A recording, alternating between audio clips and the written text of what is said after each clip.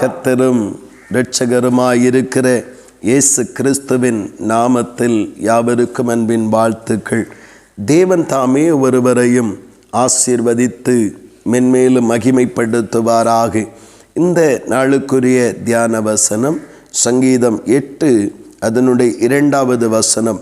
குழந்தைகள் பாலகர் வாயினால் பலன் உண்டு பண்ணினீர் என்று இந்த சங்கீதத்தை எழுதினதான பரிசுத்தவான் கூறுவதை நாம் கவனிக்கிறோம்.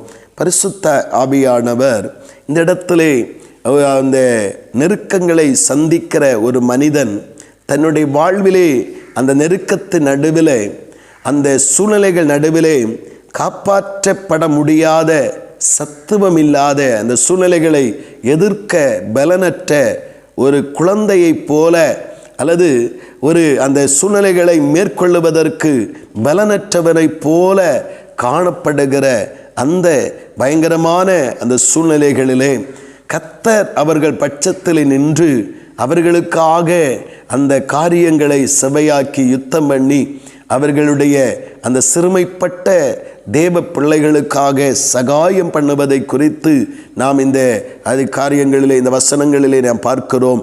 கர்த்தருடைய நாமத்தினாலே சொல்லுகிறார், யாருக்கு அந்த சகாயம், யாருக்கு அந்த பலன் கிடைக்கும் என்றால் குழந்தைகளைப் போல மாறுகிற பாலகர் வாய், அப்படி என்று சொல்லப்படுகிறது. குழந்தைகளைப் போல தங்களை மாற்றிக்கொள்ளுகிறவர்கள். ஆண்டவராகிய இயேசு சொல்லும்போது சொன்னார், ஒருவன் இந்த சிறு பிள்ளையைப் போல ஆகாவிட்டால் அவன் பரலோக ராஜ்யத்தில் பிரவேசிக்க மாட்டான் என்று கர்த்தர் சொல்லியிருக்கிறார். ஏன் அந்த காரியத்தை சொன்னார்? ஆண்டவருடைய நாமத்தினாலே கபடமற்ற ஒரு வாழ்க்கை, நேர்மையான ஒரு வாழ்க்கை, உண்மையான ஒரு வாழ்க்கை நாம் பிள்ளைகளிடத்திலே பார்க்க முடியும். அவர்கள் எந்த காரியத்தையும் மனதிலே வைராக்கியமாய் வைத்து கொண்டோ அல்லது எந்த காரியத்தையோ குறித்து அவர்கள் கவலைப்பட்டு கொண்டோ இருக்க மாட்டார்கள். கபடற்ற ஒரு ஜீவிதம் பிள்ளைகளிடத்திலே காணப்படும். ஆண்டவராகிய தேவனை சேவிக்கிற தேவ பிள்ளைகள் இப்படிப்பட்ட அந்த குழந்தைகள் போல கபடற்றவர்களாய் இருந்து ஒருவேளை சூழ்நிலைகளையும் சவால்களையும் எதிர்த்து நிற்க பலனில்லாமல் இருக்கலாம். ஆனால் அதற்காக நாம் ஒருவேளை சிறுமைப்பட்டு அல்லது புத்தியினரைப் போல காணப்படலாம். ஆனால் தேவ சமூகத்திலே நாம் கபடற்றவர்களாய் இருப்போம் என்றால் கர்த்தர் நமக்காக நின்று ஆண்டவர் நம்முடைய பட்சத்திலே நமக்காக வழக்காடி நமக்காக அவர் ஜெயத்தை உண்டு பண்ணுகிற தேவனாய் இருக்கிறார். வாழ்வை ஒரு குழந்தையைப் போல கபடற்றவர்களாய், மனிதன் செய்கிற தீங்கு நடுவிலே, மனிதன் செய்கிற யுத்தங்கள் நடுவிலே நாம் அவர்களுக்கு பதில் செய்ய வேண்டும் என்கிற விரோதத்தன்மையை விட்டுவிட்டு உள்ளத்திலே கபடற்ற நிலைமையிலே கர்த்தரை மகிமைப்படுத்தி கொண்டிருப்போம். நமக்கு தேவன் இந்த சூழ்நிலைகளை ஜெயிக்கத்தக்கதான பலனையும் சத்துவத்தையும் கொடுத்து நம்மை நிமிர்ந்து நிற்க பண்ணுவாராக. ஆமேன், ஆமேன். செபிப்போம். அன்பின் பரலோக பிதாவே, நல்ல இந்த காலை நேரத்திற்காக ஸ்தோத்திரம் தகப்பனே. கர்த்தரே, ஆண்டவரே, பாலகர் வாயினால் பலன் உண்டு பண்ணுகிற கர்த்தராய் இருக்கிறீர் தகப்பனே.